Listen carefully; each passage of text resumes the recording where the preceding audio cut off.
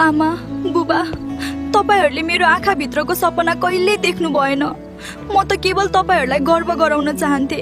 तर आज यदि म गएन भने मेरो सपना यही घरको ढोकामै रोकिन्छ। त्यसैले जान बाध्य भएँ। दाइ, यो फोटो कि केटी यहाँ कतै देख्नु भएको छ? छोरी हो तपाईको? हो, मेरी छोरी हो। यदि कतै देख्नु भयो भने कृपया मलाई खबर गरिदिनुहोस् है। रिसले उसको कुरा कहिल्यै बुझिन। आज भने एकपटक बुबा भनेर बोलाएको आवाज सुन्न मन छ। कोठा भाडा, कलेज फी, अब यो महिनामा पुग्ला कि नपुग्ला? आमाको आवाज सुन्न मन छ, तर फर्किन सक्ने अवस्था छैन। घरमा हुँदा सपना देख्न पाइएन। अब सपना बचाउन निद्रा त्याग्नु पर्छ।